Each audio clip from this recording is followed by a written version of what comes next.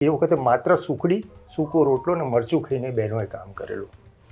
હોમગાર્ડના જવાનો મને યાદ છે, એ વખતે અમે ઘણા નાના હતા, પણ હોમગાર્ડના જવાનો અમારા ઘરની આજુબાજુથી જાય, દરેકને ચેતવણી આપે. હેમ રેડિયો મારા ઘરની અંદર પહેલી વખત એ વખતે આવ્યો.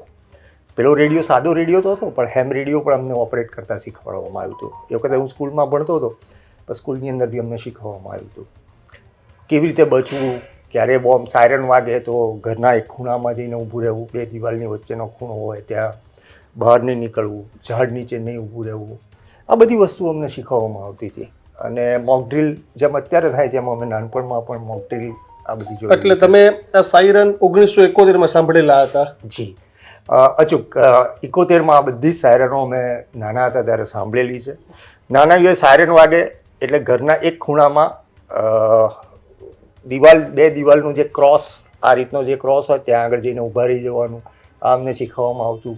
સ્કૂલની અંદર જો અગર હોઈએ તો અલબત્ત યુદ્ધ 12 દિવસ જ ચાલ્યું હતું, એટલે બહુ એટલો લાંબો સમય નહોતો, એટલા દિવસો સ્કૂલો બંધ હતી, પણ સ્કૂલમાં જે મોક ડ્રીલ શીખવાડેલું કે એ વખતે બેન્ચની નીચે જતું રહેવું, એક ખૂણામાં ઊભું રહી જવું, દાદરા નહીં ઉતરવા ક્લાસમાંથી બહાર નીકળતી વખતે, અથવા ઉપરના માળે રહેતા હોય તો દાદરા દોડીને ઉતરવા નહીં. આ બધું અમને શીખવવામાં આવતું.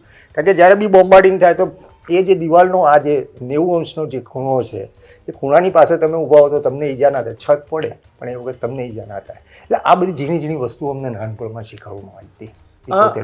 મિત્રો, આવા જ વિડીયો અને શોર્ટ્સ જોવા માટે આજે જ અમારી ન્યૂઝ રૂમ યુટ્યુબ ચેનલને સબસ્ક્રાઇબ કરો.